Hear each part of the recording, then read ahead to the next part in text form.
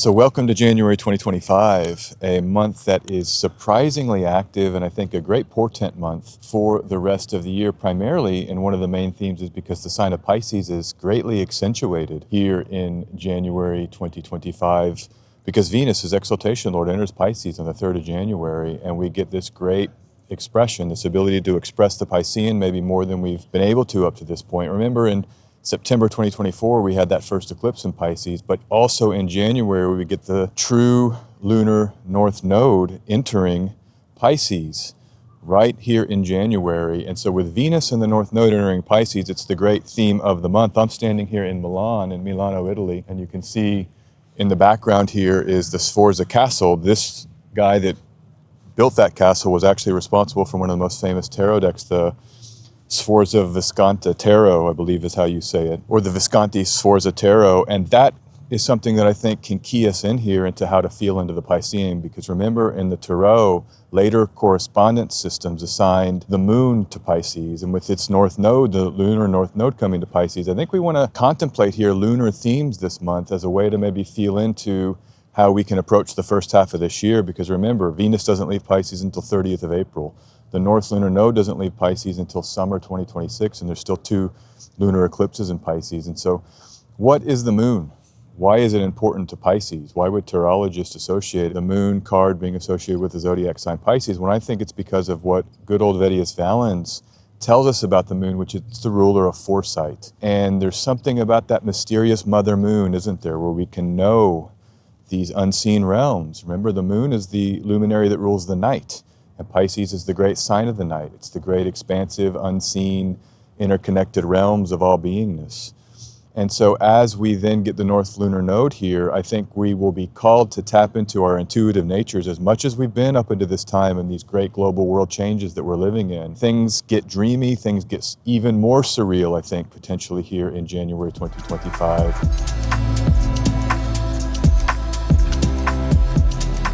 So we can embrace the dreamscape. There's certain truths, certain knowledges that only can arrive through dreams. There's certain ways of understanding ourselves that must be surreal, because that's when the breakthrough comes, whether it's an emotional or spiritual, or even returning from the dream realm into the realm of logic and connecting the pieces by knowledges given to us in those states of unconscious unarticulation or inarticulable states. And that might help us then see the future or predict the future. I've just been watching that show, The Dune Prophecy, and it's all about the Bene Gesserit order and how they're tapping into these other realms or unseen realms, and that's where they get their power from. And so we can think about in 2025, tapping into our intuitive powers of lunar foresight and moving within those powers as a way to cope with these great changes that we're living through. Remember, Pisces does not cease to be a major zodiacal theme in 2025 because Saturn will re-enter Pisces, Neptune will re-enter Pisces. Saturn in September, Neptune, I believe, in October 2025.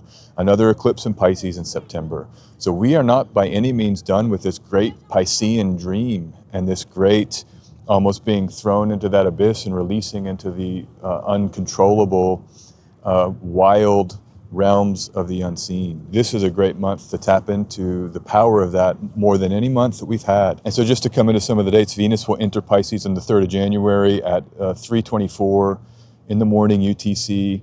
It will square Jupiter while it's there, its domicile lord, so it has reception from its domicile lord, even though it might be a mutable square. I think it does support the beauty of Venus, and it might be more verbal than it otherwise would be with Jupiter and Gemini. Sometimes that can help, trying to remember the dream, trying to get the dream on paper. You know, one of the great travesties of the dream realm is that you can't remember it. You try to get out of bed and it's gone, you know, and I think Jupiter and Gemini gives us verbalism and powers to attach it to language and understanding and processing more than we would otherwise have. Venus will then conjoin Saturn on the 19th of January. And again, Saturn making tangible, Saturn trying to ground. And so this Venus, Saturn, Jupiter dance really can join together these 3 planets to make something better than if Venus wasn't there, meaning that we can appreciate, enjoy, notate, and feel into the long-term implications of whatever we're being delivered with the dream and in the dream. And I think here of that Simon Squibb, that guy on Instagram, he's like walking up to people on the street, what's your dream? What's your dream? That would be a theme, in my view, of January 2025. keeping the dream alive. Don't give up on the dream. You got Venus here to now make it more possible and have more hopeful versions. That Venus-Saturn combination, the tangibility of your dream now may be getting more hope and more potential and possibility as Venus combines with Saturn to make things more real in a way that we can enjoy and build, our lives around more than we would have been able to without Venus or without Saturn. So welcome here to this video. I'm going to break down the month ahead, January 2025. A little bit of the video will be recorded here in Milano. You can see this is the Gate of Peace built for Napoleon, and I'm hoping we can have some peace, in this day and in this age and in this power year 2025. All planets changing signs, or many of them. Every Barbeau planet will change signs, of course, in 2025, except for Pluto, but it just changed signs in November 2024. So we have dramatic shifts in our outer reality, and we wish for peace. That's what Barbeau wrote about. He said he wanted peace, and he said that 2025 and 2026 would be the years of the pivot into this new world peace moment that we're in. So I'm rooting for that here in January 2025 to kick off in some major ways. So just stay with me here. We're going to break it all down, and I'm glad you're here.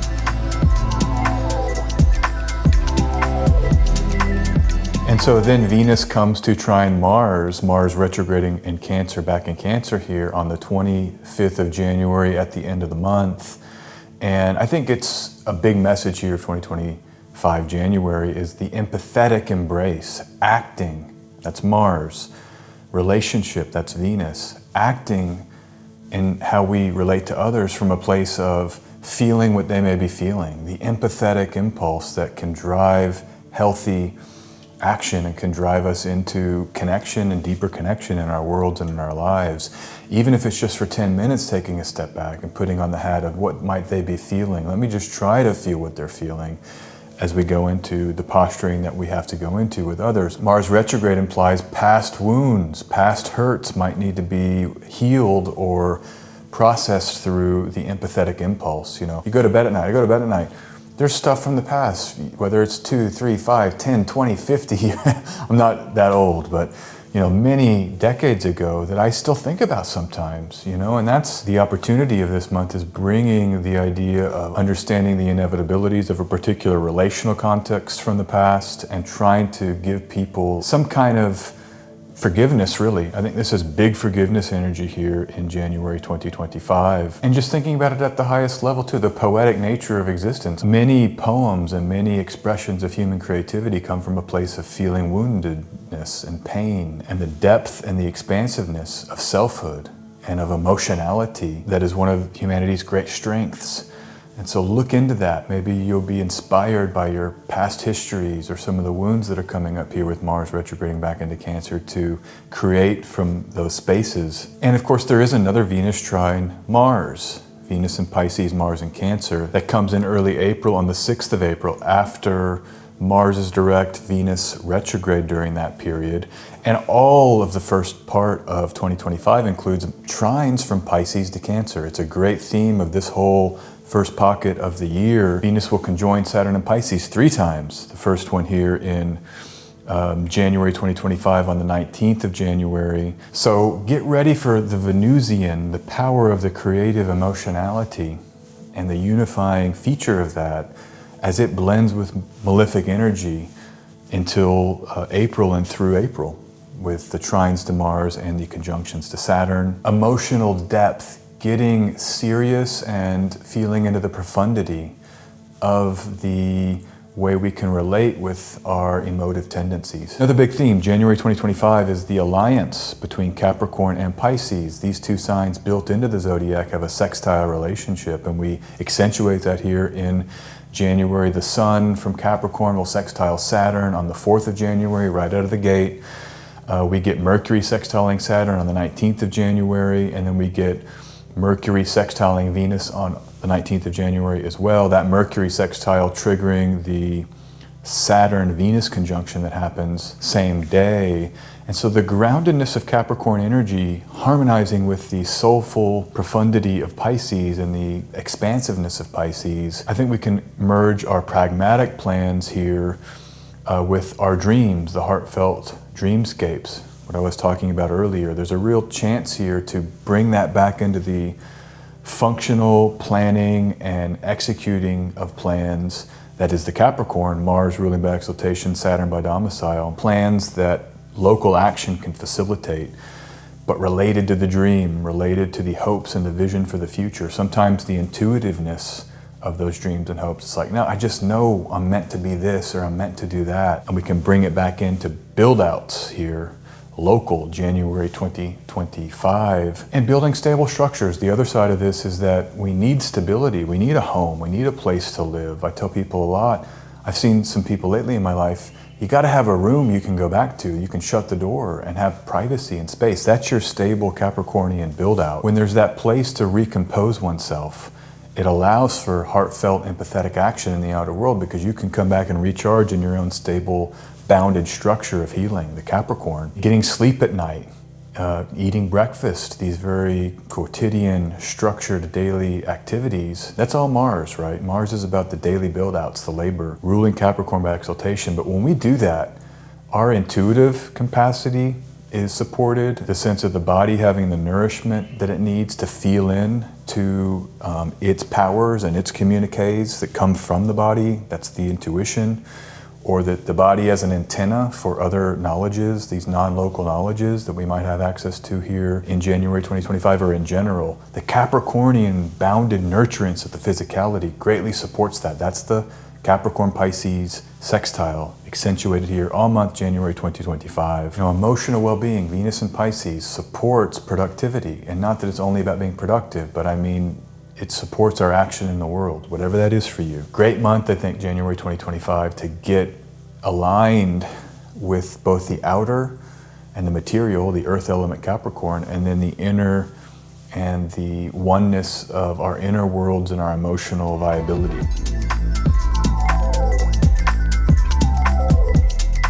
So I've come down a little bit closer to the Sforza Castle. You can see it, Sforza Castle, you can see it behind me. And again, this castle was created by one of the people that was responsible for the Sforza Visconti Tarot. So we're back to the moon, corresponding to Pisces and Tarot, and that theme of January 2025 of the Pisces dreamscape. And I want to come to the chart of the month now. This is the one chart I think is maybe one of the better charts here in January. It's on the 8th of January, and you can get the moon in Taurus, exalted, loving Taurus. The moon is safe from Mars, it's safe from Saturn, no hard aspects to that moon. And then that moon is applying to sextile Venus, very close, about 6 degrees or exactly 6 degrees, 24 degree minutes. And that's my chart of the month. I think we can feel in pretty quickly here out of the gate into these lunar, Piscean, Venusian themes, which is creating in the nonsense, which is letting our bodies predict for us, which is feeling into the gut of the intuitive. As Vedius Fallon says, the moon is foresight and it rules the body, and how we can be sensitive to the changes in our body. Remember, the moon is changeable. It's moving fast always. And so those pieces of information that the moon gives us every moment of every day, or that our body gives us every moment of every day, can help us make decisions. And it might not sound right, or it might sound strange to other modalities of decision making, but I think that will be a big theme here, January, February, March, even all year. Remember, like I said, Saturn and Neptune are coming back to Pisces in another eclipse in a Pisces second half of the year. So, getting your intuitive facility, getting familiar with that facility, deepening in your powers of the intuitive would be a major theme here. And I like this chart. This is a waxing moon, so this might be even a good chart, Mars retrograde aside, to get into some action if you want to hit the ground running here in January 2025 and see what you can kind of kick off with that, or with this election here. I would wait for really important stuff till later in the year when you've got Mars direct. If you like this kind of analysis, I do a weekly video every week on my Patreon where I'm picking out the best moons week to week.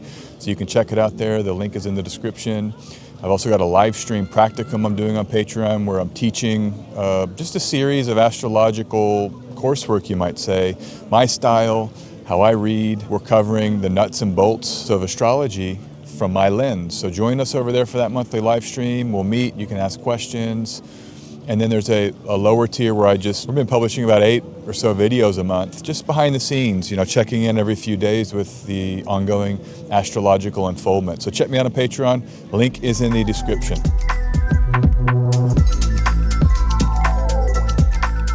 So back to a little bit about Mars in Cancer and re-entering Cancer, that retrogradation of Mars takes Mars into Cancer on 6 January. It's then followed 10 days later, the Sun opposing that Mars, the Sun finishing out its time in Capricorn on the 16th of January.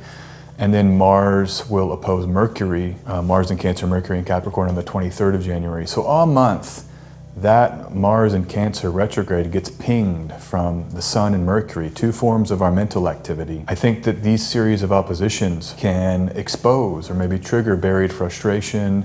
We may feel old resentment, old power imbalance, what I was speaking to earlier. The trines from Venus and Pisces may give us a chance to forgive or bring awareness to those wounds in freshly productive ways. But that Mars does get triggered, and the beauty of both a retrograde and an opposition is that there's the trigger, and then we get to see what we're carrying, the burdens we carry. The only way to release sometimes is to have a trigger so we're aware of what we carry and the wounds that we carry. And I would be ready to bring greater sensitivity to your wounds from the past here in January 2025. Courageous honesty, Mars in Cancer, emotional maturity. Maturity means we've gone through pain. We've walked through painful trigger, and then we've come to a place where we've integrated and settled.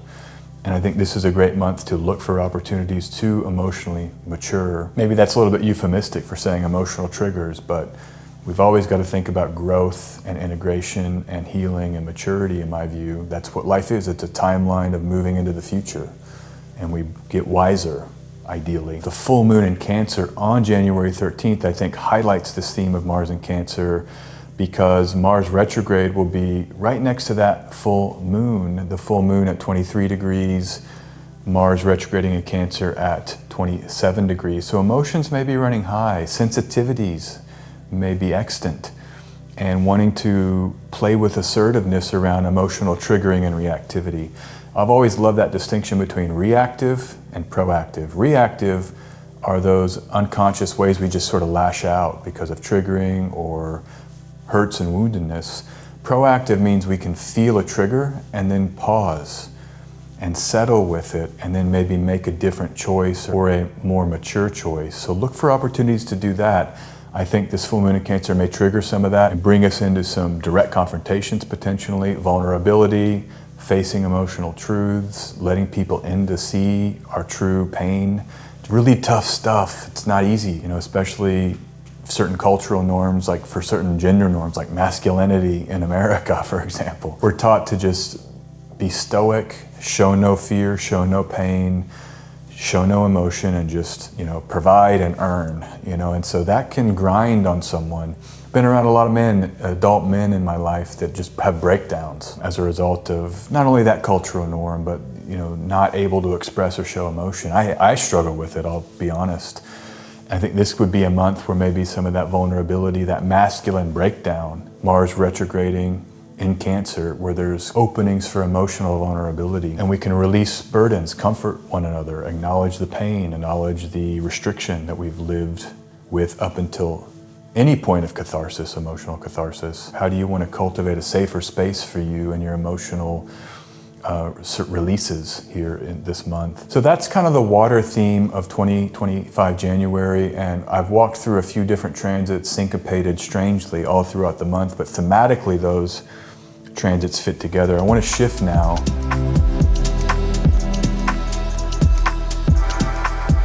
And this is right out of the gate in January, and I put this second because Venus enters Pisces actually on the 3rd of January, a few hours before this event. So that evoked those whole conversations about the water element. But Mars will oppose Pluto. Mars in Leo, 1 degrees, Pluto in Aquarius, 1 degrees, on the 3rd of January at 7:21 UTC in the morning, again about 4 hours after Venus enters Pisces. The Sun will enter Aquarius later in the month, January 19th, and it will conjoin Pluto, also 1 degrees, on January 21st.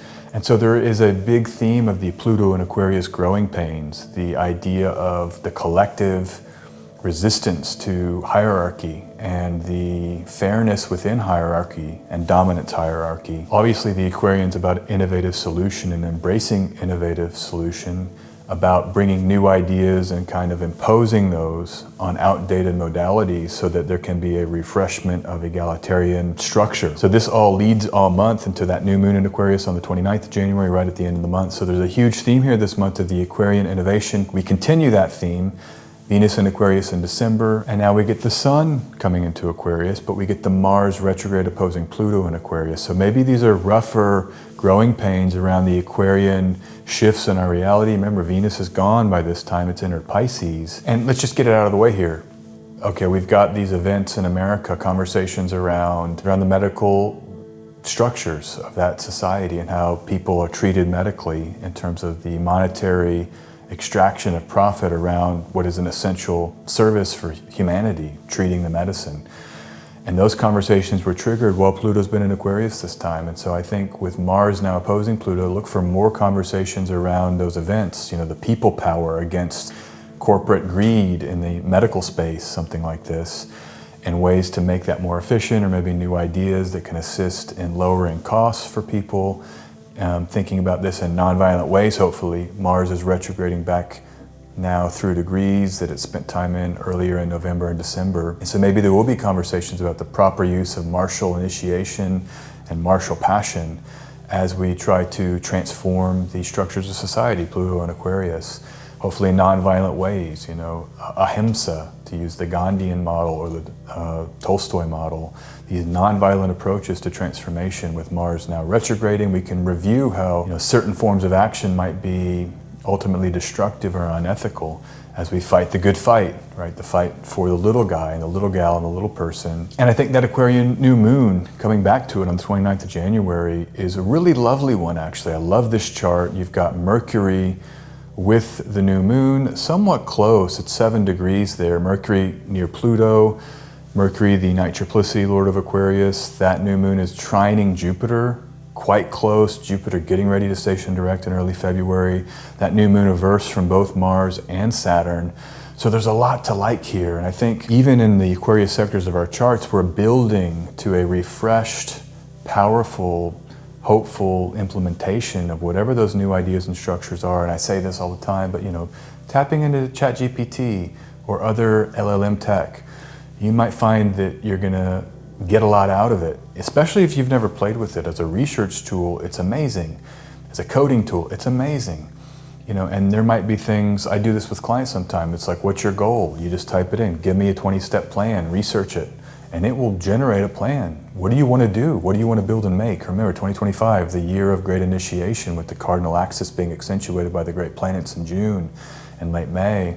Check the video I just released out about that. We can use the Aquarian innovations to assist us in our initiative focus here in 2025, and this would be the month to do it, particularly at the end of the month with that new moon. The beneficial side of the Aquarian, I think, being strongly felt here. Innovative approaches to collective problems, or innovative approaches to longer term problems and longer term solutions in your world, and especially in that area of your chart. And one final thing, I wanted to read this from Kevin Burke. This is one of my favorite astrology books, by the way. I recommend it to everybody as an intro text. It's his text, Understanding the Birth Chart, Astrology, Understanding the Birth Chart, and it's a comprehensive guide to classical interpretation by Kevin Burke. This book changed my practice as I read it. Actually, before I took any formal study, I went to my library and got every book I could.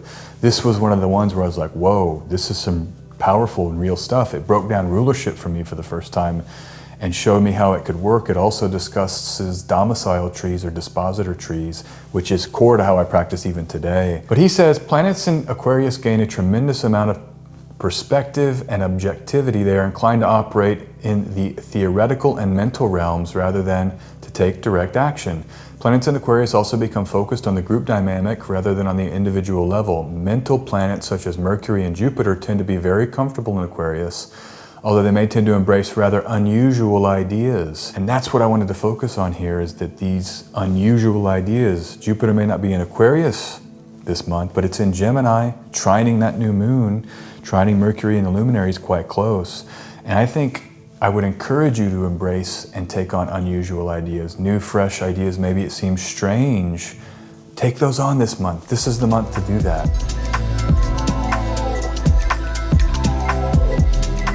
All right, maybe the biggest story here, one of the big stories in January 2025 is that the lunar nodes, the true lunar nodes, will enter Pisces-Virgo. This happens every 18 months, but it's major. I kind of tend to maybe not hype it up as much as I should these days, but the lunar nodes are the change makers of reality, the fated triggers of beginnings and endings. Wherever they are, you have to examine both the 18.6 year cycle and then the 9-year cycle of when the eclipses came to that sector. Lunar nodes are eclipse points. Wherever they are, eclipses happen. And so this is a big, big deal. Even though we've had the first eclipse in Pisces back in September, now we set up a major part of 2025, which is 2 eclipses in Virgo. The Virgo sector is targeted now for great triggering and great accentuated change. So they enter, the North Node enters Pisces, the South Node enters Virgo, true nodes on the 11th of January. And I think we come back to this dynamic. I'm not gonna say too much more about it. I've looked into some of the technological cycles with it in the video that I published last year before that first eclipse. But just know Virgo is a particularity, a particularized form of analysis of the material world. And Pisces is the great oceanic expanse of the non-dual, you might say, or the lack of an individual self. And so the tensions there are then now triggered for fated upheaval, meaning on the one hand we have that, let's focus on the material and what it's saying to us. Let's map it. Some people would say perfectionism with Virgo. So you have that on the one hand, and then you have to balance that out with release and surrender into the unknown. And that might be part of the fated dance here that we begin in earnest here, January 2025. It's the classic, the Jack Kornfield book, after the ecstasy, the laundry. That's the perfect phrase for the Pisces-Virgo tension. I love that. The idea that you can't just have these profound epiphanies that no one can understand but you. Eventually we've got to bring it back into day-to-day functionality. But you can't be only focused on the day-to-day because then you're going to be dissatisfied. Malaise, right? Deep malaise, because we have to feed the wonderment of reality. That's Pisces versus Virgo. And so just a quick bit of cycle work on this nodal axis. Technological transformation has been a theme. 1989, the World Wide Web proposal laid the groundwork for digital creativity. That was Tim Berners-Lee and his paper, I think it was The Mesh or something like this. In 2007, the iPhone demonstrated the fruits of the vision of the internet. So that's also this same 18.6 year nodal cycle. Interesting geopolitical movement in 1989. The Soviet withdrawal from Afghanistan, this same nodal cycle highlighted a political strategy shift and maybe was part of the Cold War ending. We're right here, maybe a second Cold War. You've got Russia in Ukraine.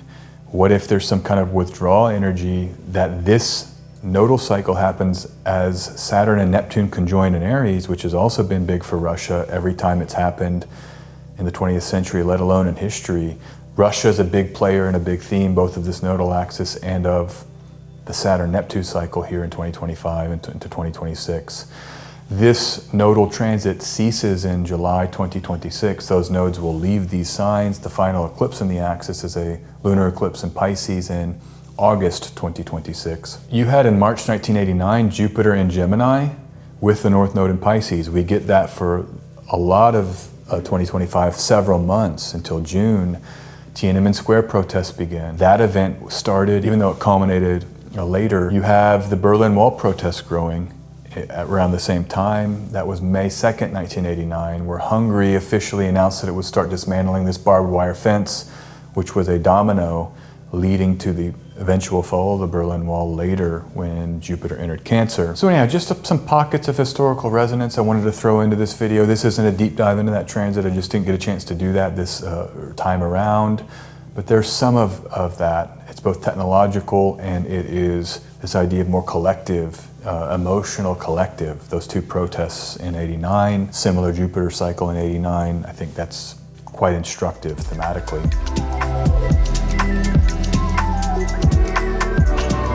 All right, let's come here to the end of the month, Flourish. And we're gonna get this jolt of an acceleration into the rest of 2025 here by the end of the month.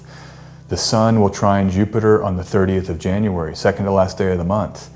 And that means that it's what I just talked about earlier, this air element, expansive vision, new foundations, all of that. Now these two planets are a little bit weaker in their respective signs here, but I do think we can at least try to see where we want to put our maybe individual desires aside and feel into these more collective, technological, innovative turns. That would be Sun in Aquarius. And then Jupiter, obviously, the big picture needs the detail. You have a goal to learn software, you're gonna have to get into the manual. You're gonna have to get into some instructive text to learn how to do it. You feed the big picture technological goal by bringing it into the particularities of the Gemini and the curiosities of the Gemini. And I think it's a great time to just, novelty as a theme of this month, the newness that novelty can inspire, optimism, originality, and encouraging these open-minded approaches to life's complexities, and encouraging being willing to get into new and unknown details that we heretofore haven't been maybe quite as ready for.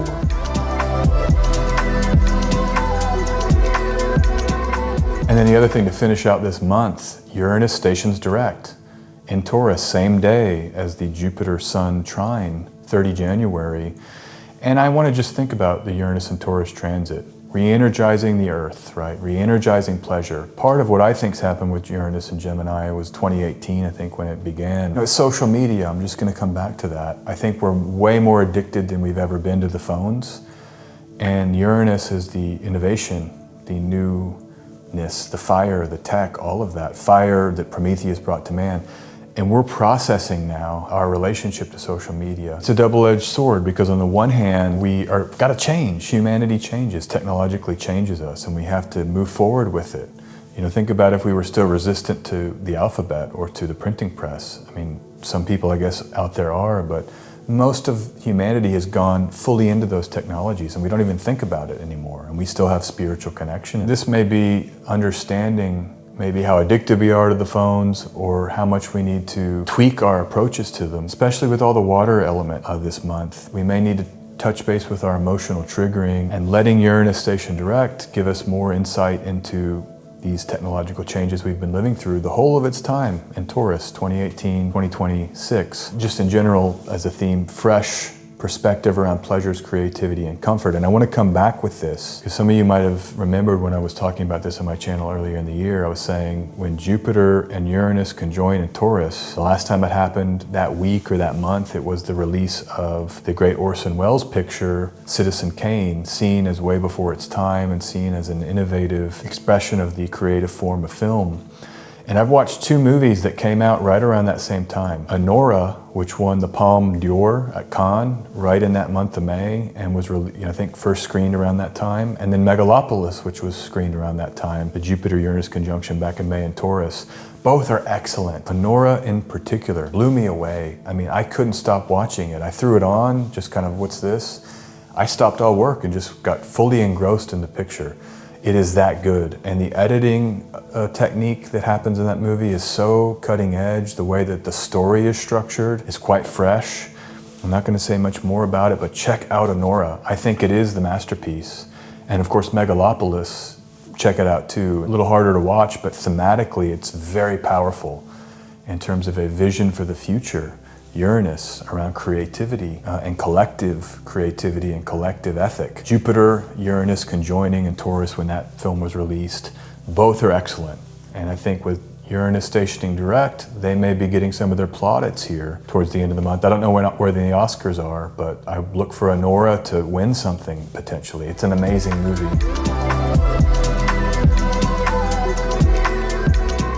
All right, that's it. That's the month. I hope you have a lovely January 2025, first month of this big year that all of us astrologers are talking about. Every astrologer on your feed is probably like, big year, biggest year, big year, biggest year. Symbolically, they're correct. I mean, just the events that happen astrologically, no doubt this is one of the biggest years in a long time. We'll see what happens. And so enjoy January 2025. Hopefully this gets you set into some positive rhythms for the rest of the year so you can have an amazing 2025, and I wish that for you. Liking and subscribing helps the channel as always, and I'm grateful for those, so do that if you're so inclined. You can go to my website, sjanderson144.com, schedule readings with me there. I know they're far out in the future, but there's still some. Check out my Patreon. I'm doing a lot over on Patreon. I release quite a few videos a month there, so if you'd like to see more of me, you can find me over on Patreon. Thank you to all my patrons out there. I really appreciate your support. Guys, have a great January 2025. Great to be with you. Talk really soon. Peace.